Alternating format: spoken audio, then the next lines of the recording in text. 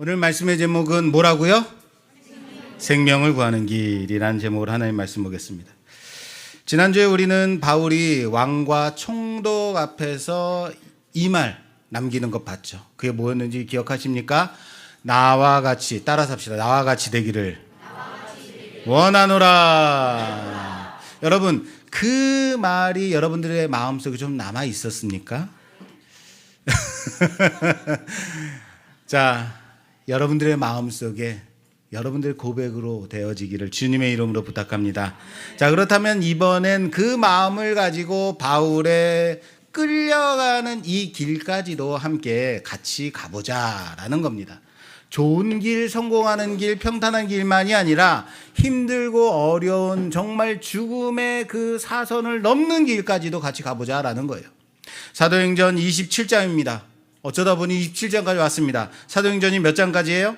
28장. 이제 얼마 남지 않았습니다. 자, 사도행전 27장은 바울이 로마로 압송돼서 배를 타고 가다가 유라굴로라고 하는 광풍을 만나서 배는 파손했지만 한 사람도 죽지 않고 구조된 놀라운 기적과 같은 사건을 다룬 본문입니다. 특별히 사도행전을 누가가 썼죠. 그죠? 그래서 누가가 바울과 함께 그 배에 타고 가면서 쓴 기록이기 때문에 이 문체를 보면 누가의 문체가 그 특성이 잘 드러나고 있다라는 거예요. 자신들이 가는 길과 항로 그리고 항구 그리고 폭풍 속에서 그들이 어떻게 했는지를 아주 자세하게 서술하고 있다라는 거예요. 그래서 우리는 이 누가가 쓴 글을 따라가면서 어떤 일이 벌어졌는지 정확하게 알 수 있어요. 오늘 그 길을 우리도 함께 따라가며 보려고 합니다. 자, 로마 황제에게 상소한 바울이 가이사랴 항구에서 배를 타고 제수의 몸으로 출발하게 됩니다. 여기 가이사랴, 이제 지명들이 많이 나와요. 그러니까 지명에 대한 얘기를 먼저 말씀드릴게요. 여기 가이사랴는 지중해 동쪽 해안에 지금의 이스라엘 중부에 있는 항구입니다. 이스라엘 중부에 있는 항구예요. 여기서 출발해 북쪽으로 올라가서 시돈이라는 곳에 도착합니다. 지금 본문 1절부터 지금 보는 거예요. 시돈이라는 곳이 나오는데 지금의 이스라엘하고 싸움 난 곳 있죠. 레바논. 거기 레바논 남부 지역이에요. 거기에 도착해서 백부장 율리오가 바울에게 선한 마음으로 그리스도인들에게 대접을 받을 수 있도록 허락을 하게 되죠. 그래서 거기서 해후를 한번 하게 되고, 당시 여러분들 로마에서 죄수를 이송할 때 그러면은 군선을 써야 될 것 같은데 그들은 군선을 쓰지 않는다고 합니다. 군선, 다시 말해서 군함은 전투를 할 때 사용하기에도 너무 부족한 거예요. 그래서 군함은 전투할 때만 쓰고 단거리, 장거리를 이송하는 역할은 그 방향으로 가는 상선, 일반 상선을 군인들이 동승하는 방식으로 이송했다라고 합니다. 자, 그러니까 오늘 이 배는 로마 군인들과 죄수들 뿐만 아니라 누구까지 화물도 있고 다른 승객들도 있는 상황이다라는 겁니다. 그 중에 아리스다고가 있습니다. 누가 동참했다고요? 아리스다고라는 사람이 나오는데, 여러분 이 사람은 누구냐면 데살로니가 출신의 마게도냐 사람이에요. 그런데 이 사람은 바울의 오랜 동역자입니다. 바울이 전도여행을 다닐 때마다 함께 정말로 그 이름이 드러날 때가 있는데, 언제 이름이 드러나냐면 에베소 소동 기억합니까? 에베소 소동 때에 군중에게 바울과 함께 끌려갔었던 아리스다고, 예루살렘으로 올라올 때도 함께한 그 사람입니다. 여러분, 이 아리스다고가 바울이 칭찬한 동역자예요. 그는 가장 위험한 일, 그때도 함께 있었고 오늘 위험한 이 마지막 길에도 함께 가고 있었다라는 겁니다. 여러분, 복음의 길에는 이런 사람이 꼭 있더라라는 겁니다. 어떤 사람이요? 여러분, 그게 여러분들이 되기를 주님의 이름으로 부탁합니다. 어떤 사람일까요? 내가 드러나는 길, 내가 칭찬받는 길, 내가 형통한 길에서가 아니라 그때만 함께하는 사람이 아니라 고난과 핍박과 가장 낮아진 그 자리에도 꼭 함께하는, 예수와 의리 지키며 함께 가는 우리 모두가 되기를 주님의 이름으로 부탁합니다. 자, 배는 시돈을 떠나서 구브로 섬을 북쪽으로 돌아서 서쪽으로, 이탈리아가 로마가 서쪽에 있어요. 이제 서쪽으로 이제 항해해서 가게 됩니다. 원래는 구브로 섬의 남쪽으로 가야 되는데 오늘 본문에 보면 북쪽으로 가고 있다라고 해요. 이건 왜 그러냐면 바람 때문입니다. 당시에 배는 엔진이 있었을까요? 없었을까요? 없었어요. 바람으로 가는, 바람이 가장 중요한 그 항로를 결정하는 그런 배였습니다. 노를 젓거나 바람을 정면으로 맞서면은 앞으로 나아갈 수 없기 때문에, 그래서 항로는 목적지를 향해서 직선으로 가지 못하고 바람이 허락하는 방향으로 북쪽으로 돌아서 가고 있다라는 겁니다. 먼저부터 뭐가 나오냐면 바람이 나오고 있어요. 예, 바람이 나오고 있어요. 아, 이 바람이 나중에 문제가 되겠구나. 그래서 소아시아 남쪽 해안, 지금의 터키 남부 해안을 따라서 그리고 서쪽으로 가는 여정입니다. 여러분들 지금 돈 한 푼 안 들이고 지금 이 티르키예를 지금 여행하고 있는 거예요. 저랑요, 이 말씀으로. 그래서 어디로 가냐면 길리기아 해안, 밤빌리아 해안, 이렇게 갑니다. 여러분,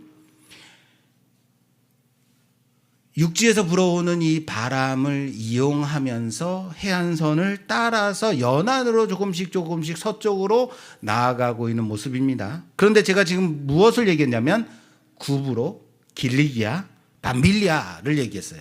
여러분, 이 지명들을 딱 얘기하니까 아, 거기 하고 고개가 끄덕끄덕이시죠? 이거 많이 나왔던 지명들이에요. 자, 구브로는 어디냐면 바울이 바나바와 함께 첫 번째 전도 여행을 떠날 때 첫 번째 도착한 섬이 구브로, 키프로스, 거기에요. 그리고 길리기아 어딜까요? 바울의 고향 다소가 있는 지방 길리기아죠, 그죠? 자, 밤빌리아 역시 첫 번째 전도 여행 때 버가에 들어갈 때 그때 그 해안, 거기가 밤빌리아예요. 여러분, 바울은 지금 처음 보는 바다를 지나가는 게 아닙니다. 자기 삶의 흔적이 새겨진 그 물길을 지나고 있더라라는 거예요. 그렇기 때문에 어쩌면 이 길이 매우 위험한 길이다라는 것을 분별할 수 있지 않았겠나 생각이 됩니다. 자, 항해를 계속해서 가겠습니다. 항해는 어디로 가냐면 루기아 지방의 무라에서 배를 이제 갈아타게 됩니다. 그러니까 처음에 탄 배는 큰 배가 아니라 해안을 따라다니기만 하는 작은 연락선 같은 것이었다라고 볼 수 있고요. 무라에는 훨씬 큰 배가 도착을 해 있습니다. 이 무라에 있는 배들은 어디서 오는 배냐면 이집트 알렉산드리아. 자, 이집트는 어디냐면 중동 밑에 아프리카 쪽에 가까운 쪽이에요. 그러니까 남쪽이에요. 이 알렉산드리아 항구에서 떠나서 곡물을 잔뜩 실어가지고 오는 배예요. 이게 무라를 도착해서, 지금의 무라가 터키 남부 지역입니다. 그래서 로마 제국으로 이 곡물을 실어 나르는 배예요. 그런데 로마 제국은 이집트에서 엄청난 양의 밀을 공급받아 왔어요. 그래서 수백만 명을 먹여 살리는 곡물이 알렉산드리아 항에서 출발해서 지중해를 건너 이탈리아, 로마로 가고 있는 겁니다. 그 곡물선이 무라를 거쳐서 서쪽 로마로 가는 겁니다. 자, 이 배를 만나게 됐기 때문에 바울 일행은 이 배로 갈아타서 알렉산드리아 배를 타고 어디로 간다고요? 이제 로마로 이제 가기만 하면 되는 거예요. 그런데 나중에 보면 이 배에 얼마만큼 많은 사람이 탔냐면 따라서 합시다. 276명. 예, 이 정도 숫자는 우리에겐 놀랍지 않지만 그 당시에 276명이 거기에 탔다는 것은 어마어마하게 많은, 다시 말해서 큰 배를 탔다라고 보시면 되겠어요. 이 정도의 사람들이 타고 또한 화물, 수많은 밀을 거기다가 실어 놓고 운행을 할 정도라면, 항해를 할 정도라면 정말 거대한 상선이었다라는 것을 알 수 있습니다. 배는 이탈리아 방향으로 바로 나아가야 하는데 맞바람 때문에, 너무 거센 바람 때문에 직접 갈 수가 없었어요. 그래서 직진 방향이 아니라, 그래서 방향을 틀어서 크레타 섬 아래로 내려가게 됩니다. 자, 크레타 섬 동쪽 끝, 거기에 살모네를 돌아서 남쪽 해안선을 따라서 간신히 서쪽으로 밀고 가는 여정이 되었습니다. 이렇게 큰 배임에도 불구하고 바람이 너무 세기 때문에 자신이 원하는 쪽으로 갈 수 있다 없다? 없다. 그래서 어디에 도착했냐면, 따라서 합시다. 미항.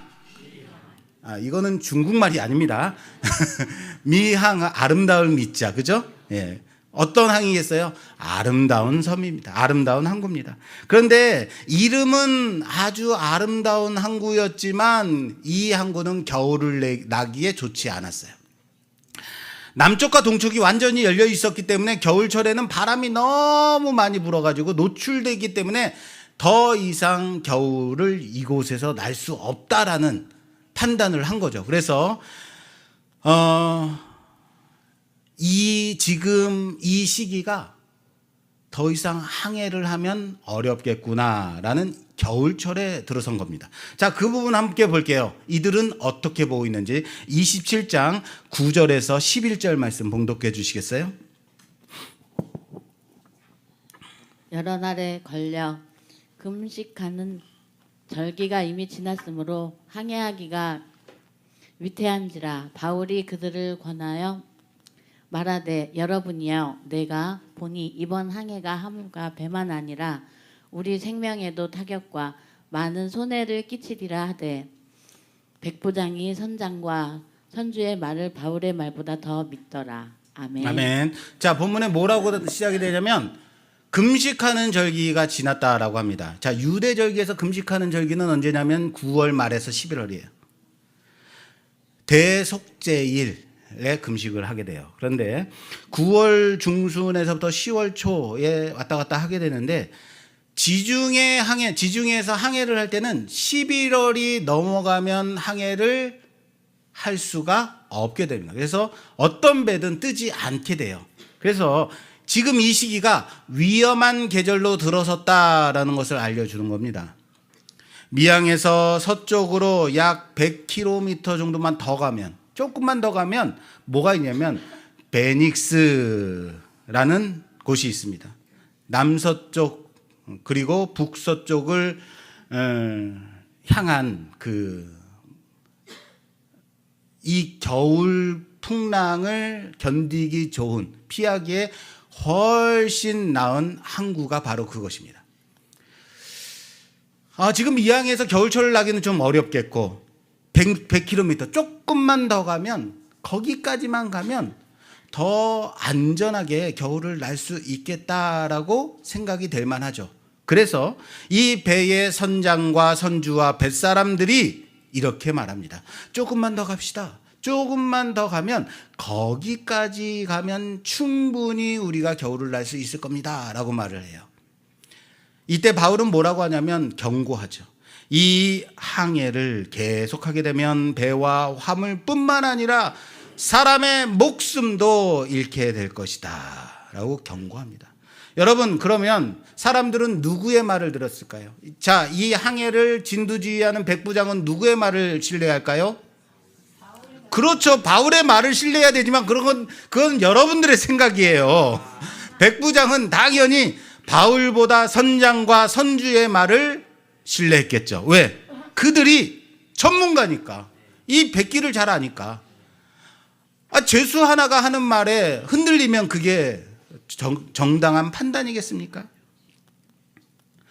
그리고 때마침 바다가 잔잔해졌어요. 남풍이 순하게 불기 시작했어요. 자, 지금이다. 지금 빨리 가서, 지금이 기회야. 지금 빨리 돛을 올리고, 그리고 빨리 저 옆에 항구로, 안전한 항구로 갑시다. 그랬겠죠. 조금만 더 가면 됩니다. 바람도 우리 편입니다. 라고 출발했어요. 미항에서. 하지만 유라굴로가 몰아쳤습니다. 유라굴로는 동풍이 일으키는 아주 매서운 광풍입니다.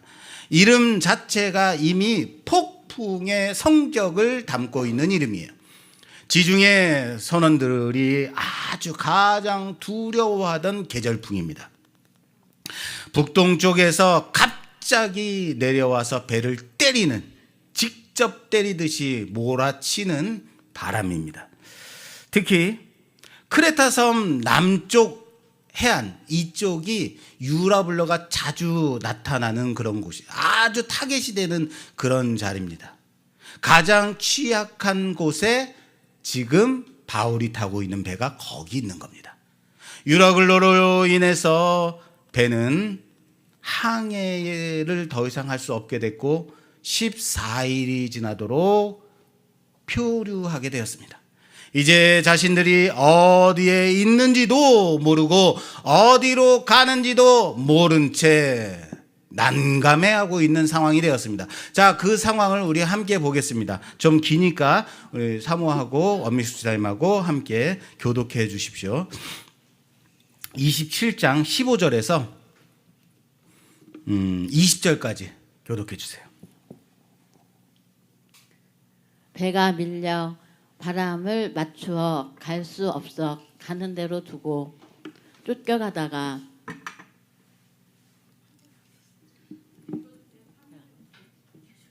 화면 보여주세요. 자, 계속 엄미숙 지사님. 가오다라는 작은 섬 아래로 지나 간신히 거리를 잡아 끌어올리고 줄을 가지고 선체를 둘러 감고 스르드스에 걸릴까 두려워하여 연장을 내리고 그냥 쫓겨가더니 우리가 풍랑으로 심히 애쓰다가 이튿날 사공들이 짐을 바다에 풀어버리고 사흘째 되는 날에 배의 기구를 그들의 손으로 내버리니라. 여러 날 동안 해도 별도 보이지 아니하고 큰 풍랑은 그대로 있음에 구원의 여망마저 없어졌더라. 아멘. 자, 맨 마지막에 뭐예요? 구원의 여망마저 없어졌대요. 자, 물길의 전문가들, 선장과 선원들은 자신들이 할 수 있는 게 있었다 없었다? 없었다. 최선을 다해서 살아나려고 했지만 살아날 수 있었다 없었다? 없었다. 짐도 버렸습니다. 배의 기구마저도 버렸습니다. 배의 기구를 버렸다는 것은 배를 이젠 자신들이 원하는 대로 항해할 수 있다 없다? 없다. 포기한 거예요. 그래도 살아보겠다. 그럼에도 풍랑은 그쳤다 그치지 않았다 그대로였습니다. 며칠 동안 열나흘간 구원의 여망마저 끊겨진 그때, 본문은 그렇게 말하고 있습니다. 그때 바울이 일어서서 말합니다. 안심하라. 뭐라고요? 안심하라. 기운을 내라. 하나님의 사자가 내게 말씀하셨다. 네가 가이사 앞에 서야 한다. 함께 탄 모든 사람을 하나님이 나에게 주셨다라고. 한 사람도 잃지 않을 것이다 라고 말합니다. 누가요? 바울이. 25절 말씀 볼까요? 이렇게 되어 있습니다. 그러므로 여러분이여 안심하라. 나는 내게 말씀하신 그대로 되리라고 하나님을 믿노라. 나는 뭐라고요? 하나님을 믿노라. 따라서 합시다. 나는 하나님을 믿노라. 멋지지 않습니까? 나는 하나님을 믿노라. 그렇습니다. 바울은 자신에게 말씀하신 그 하나님의 말씀을 믿는 것이에요. 그렇게 고백하죠. 그랬더니 정말 사람들도 그렇구나, 우리는 살았다, 할렐루야 하고, 그래, 그 하나님을 우리 함께 믿자라고 했을까요? 우리 그렇게 만만한 사람들 아니잖아요. 여러분들 보시면 알잖아요. 여러분들 이렇게 쉽게 순종하고 쉽게 회개하고 돌이키던가요? 만만하지 않아요. 자, 배 안에서 각자의 셈법이 움직이기 시작했습니다. 뱃사공들이 육지가 멀지 않았다는 것을 깨닫게 됐어요. 알아챘어요. 그래서 슬그머니 거룻배를 내리려고 합니다. 지들만 살겠다고.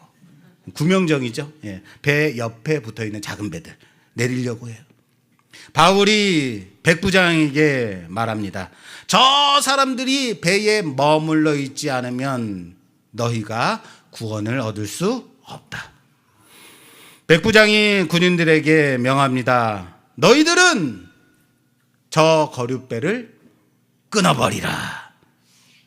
이제는 그거 있으면 몇 사람이라도 살 수 있는데 배 본체에 매달려 있는 구조선마저도 끊어서 버립니다. 내버리게 한 겁니다. 이제 다른 마음, 다른 방법이 있다 없다? 없다. 자, 그럼 또 보겠습니다. 33절에서 38절까지, 37절까지 교독해 주세요. 날이 새어가매 바울은 여러 사람에게 음식 먹기를 권하여 이르되 너희가 기다리고 기다리며 먹지 못하고 줄인 지가 오늘까지 열 나흘인즉 음식 먹기를 권하노니 이것이 너희의 구원을 위하는 것이요 너희 중 머리카락 하나도 잃을 자가 없으리라 하고 떡을 가져다가 모든 사람 앞에서 하나님께 축사하고 떼어 먹기를 시작하매 그들도 다 안심하고 받아 먹으니 배에 있는 우리의 수는 전부 276명이더라. 아멘. 자, 이제 바울은 떡을 들고 하나님께 감사 기도하고 먹습니다. 너희도 먹어라. 폭풍 한가운데서 아직 끝나지 않았는데 축사하고 모두에게도 먹으라라고 말을 합니다. 이걸 보고 사람들도 이제야 안심하게 됐습니다. 안심하고 먹기 시작합니다. 절망 속에서 말씀 하나가 사람들 안에 산 소망을 회복시켜 주고 있습니다. 상황이 바뀌지 않았어요. 여전합니다. 그럼에도 불구하고 사람들이 어떻게 했다고요? 먹었다고요. 드디어 저 멀리 섬이 보이기 시작했습니다. 멜리데라는 섬, 지금의 몰타 섬입니다. 자, 이탈리아 반도 남쪽에 뭐가 있냐면 시칠리아 섬이 있어요. 그리고 시칠리아 섬 그 아래에 몰타 섬, 아주 아름다운 섬입니다. 선원들은 배를 서쪽으로 몰기 시작했습니다. 그러나 두물이 만나는 곳, 우리말로는 두물머리. 두물머리에서 두물은 두 물살이 서로 부딪히는 곳이잖아요. 얕은 곳에서 서로 부딪히니까 물살이 있어서 거기에 배가 부딪히게 됩니다. 파도에 부딪혀 배가 깨어지기 시작합니다. 이제 이번에는 군인들이 계산을 하기 시작했어요. 여러분, 죄수들이 도망치게 되면 군인들이 책임을 지게 돼 있어요. 로마법에서는. 그렇기 때문에 죄수들이 도망치지 못하도록 죽이자라고 합니다. 그런데 백부장이 이것을 막습니다. 왜요? 43절에 보니까 이렇게 돼 있어요. 백부장이 바울을 구원하려 하여 그들의 뜻을 막고.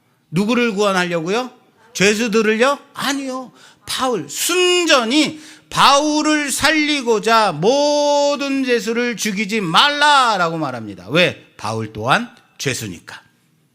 처음에 바울의 말을 백부장이 들었었나요? 듣지 않았습니다. 그런데 그랬던 그 백부장이 이제는 바울 때문에 판단을 바꿉니다. 어쩌면 나중에 책임을 자기가 물어야 될 수도 있음에도 불구하고 바울로 인해서 판단을 바꾸죠. 자, 헤엄칠 수 있는 사람은 뛰어내리라. 섬으로 가라. 나머지는 판자나 널이나 무엇이든지 붙잡고 살아남아라. 그렇게 모두 육지에 나오게 합니다. 몇 명?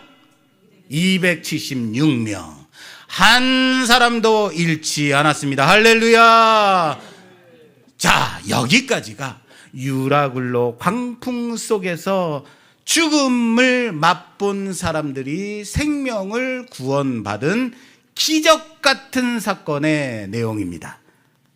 자, 지금까지 우리는 그것을 봤어요. 자, 그럼 여러분, 이 기적 같은 사건을 보면서 우리는 과연 어떠한 교훈을 얻는가? 여러분들은 지금 이 말씀을 보면서 어떤 교훈을 받아요?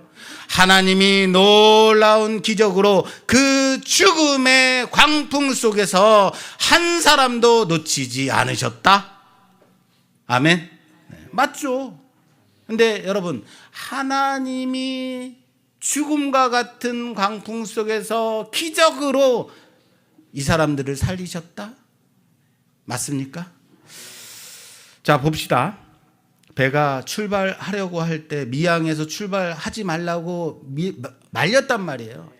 위험하게 될 것이다. 위험하게 될 것이다 라고 누가 말했어요? 바울이요. 이 항로로 그냥 가게 되면 위험하다. 생명까지도 위험하다. 여기 미항에서 머물러야 한다라고 말했단 말이에요. 배와 화물뿐만 아니라 사람의 목숨까지도 잃게 될 것이다. 경고했어요. 분명히. 그러나 그때는 아무도 듣지 않았습니다. 왜요? 당연히 누구의 말 때문에? 항해를 평생 해온, 내가 물밥 먹은 지 30년이야 뭐 이런 거, 선장이 괜찮다고 말했으니까요. 배의 주인인 선주도 그럼 우리 한번 갑시다 라고 말했으니까요.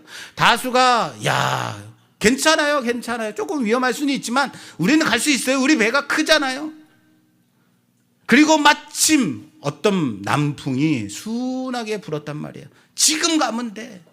죄수 하나가 뭘 한다고 떠드느냐라고 생각했겠죠. 백부장은 바울보다 누구의 말? 선장과 선주의 말을 신뢰했다. 그게 상식이고 그게 전문가의 판단이었다라는 거예요.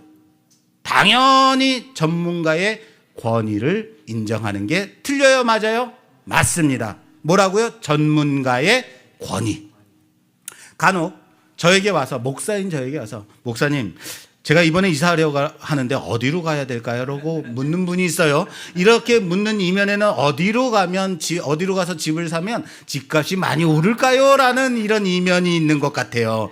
아니, 목사가 부동산 업자도 아니고 제가 그걸 어떻게 알겠어요? 그런 건 전문가한테 물어봐야죠. 그죠? 예. 가끔 목사님 우리 아들 어느 대학에 보내야 될까요? 그런 거 부채도사한테 물어보라고요. 부채도사 말고 학원 강사한테 물어보라고요. 저는 몰라요. 그쵸? 왜? 저는 그쪽 전문가가 아니니까.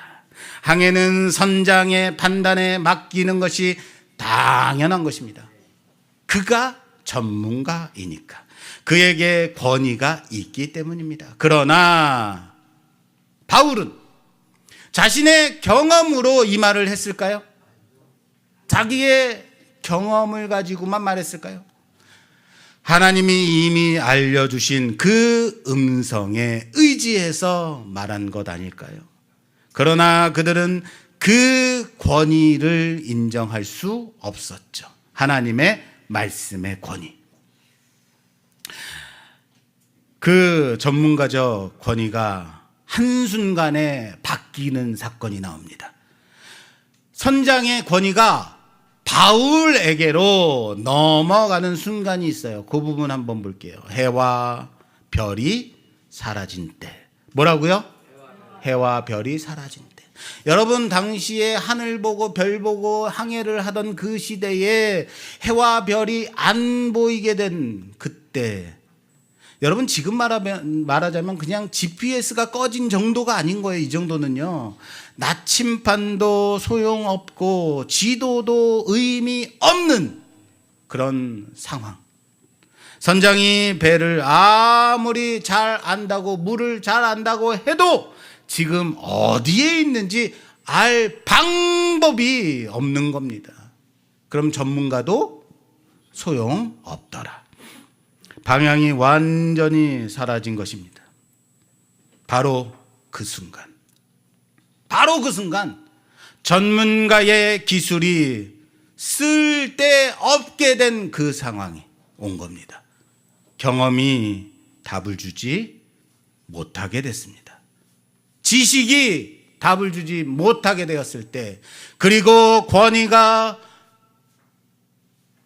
세워지지 않은 그때 바울에게로 권위가 옮겨지게 되었습니다.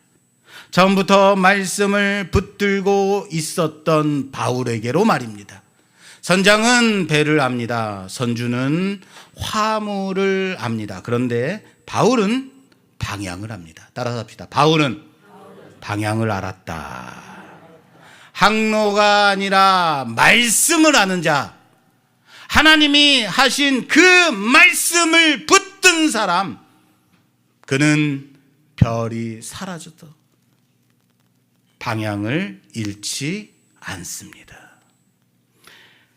그 뒤로 배 안의 모든 결정권은 누구에게로?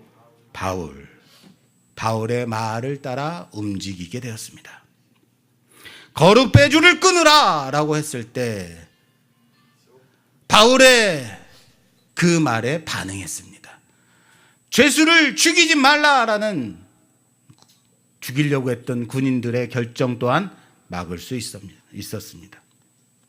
처음에 바울의 경고가 무시됐던 백부장이 이제는 바울 때문에 판단을 바꾸게 되었다라는 겁니다.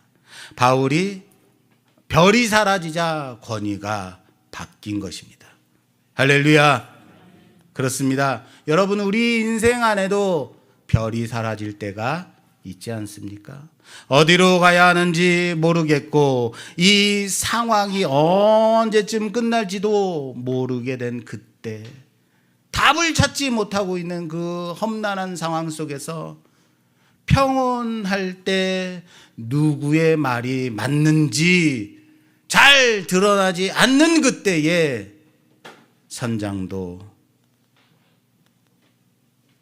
맞는 것 같고 전문가의 식견도 맞는 것 같지만, 그러나 해도 별도 안 보이게 되는 그 순간에 누구의 권위가 드러나게 된다고요?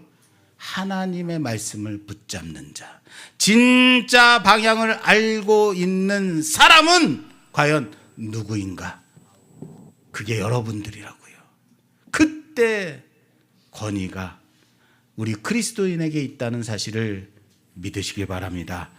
그냥 그리스도인이 아닙니다. 말씀을 붙잡는 그리스도인. 세상 가운데서 여러분들이 방향을 가리키는 그런 표대가 되기를 주님의 이름으로 축원합니다. 자, 이제는 한번 마무리를 지을게요. 여러분, 오늘 죽음의 이 어려운 상황 속에서 하나님의 놀라운 기적이 나타났다고 했죠. 오늘 본문이 우리가 정말로 봐야 될 게 있어요. 생각해 봐야 될 거 있어요. 오늘 이 사건 하나님의 기적이 맞습니까? 아닌가요? 맞죠. 기적이 아니면 이상한 거죠. 그죠? 그런데 다른 면으로 한번 생각해 보자고요. 우리는 보통 이런 본문을 읽으면서 어떤 기적을 생각해요? 갈릴리 바다 장면 한번 생각해 보자고요. 거센 풍랑이 일었을 때 예수님이 바람을 꾸짖습니다. 그랬더니 어떻게 돼요? 바람이 즉시 잠잠해지니라. 배는 멀쩡히 항구에 들어가게 됩니다. 이런 거 생각하지 않으세요? 그런데 오늘 사도행전 27장에 그런 기적이 있어요? 없어요? 있어요? 없어요? 없어요. 보세요. 그냥 14일 동안 헤매 다녔고, 그리고 그렇죠, 물건 다 버리고 화물 다 버리고 포기했는데, 그런데 바람이 다시 잔잔해짐으로 인해서 섬에 도착할 수 있었다. 한 사람도 빠짐없이 살았다. 무슨 말이에요? 폭풍은 그대로였다고요. 배는 깨졌어요? 건졌어요? 깨졌어요. 사람들은 바다에 몸을 던지고 널조각 하나 붙잡고 살겠다고 겨우겨우 육지까지 나왔어요. 그런데 한 사람도 잃지 않았다라는 겁니다. 276명 전원이 살았습니다. 우리는 기적을 뭐로 생각하냐면 배도 깨어지지 않고 물질도 하나도 잃지 않고 생명도 구원하는 것, 그것을 기적이라고 생각해요. 배는 깨어졌습니다. 하나님은 폭풍을 즉시 멈추게 하지 않으셨습니다. 광풍은 끝까지 몰아쳤습니다. 하나님은 사람들을 편한 항구로 곧장 들어가게 하지 않으셨습니다. 고생은 고생대로 했다고요. 몸을 바다에 던져야만 했습니다. 널판지 조각 하나 붙잡고 죽을 힘을 다해서 섬을 향해 헤엄쳐야만 했습니다. 그래서 살았습니다. 그래서 살았습니다. 정말 내가 힘을 다했기 때문에, 최선을 다했기 때문에 그래서 살았다. 그래서 산 걸까요? 그래서 한 사람도 빠짐없이 살 수 있었을까요? 사랑하는 여러분, 중요한 것은 바로 이겁니다. 말씀이 이루어졌다고요. 한 사람도 잃지 않을 것이다 라고 하셨던 그 말씀, 한 사람도 잃지 않았습니다.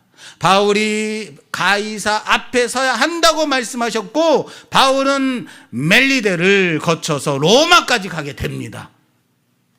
오늘 본문에서 우리가 기대하는 방식의 기적은 있었다 없었다? 없었다는 겁니다. 그런데 더 깊은 기적, 놀라운 기적이 있었습니다. 배가 보존되는 기적이 없었지만 말씀이 성취되는 역사가 있었다. 풍랑이 즉시로 멈추는 기적은 없었지만 폭풍 속에서도 한 사람도 낙오되지 않고 놓치지 않는 기적이 있었다.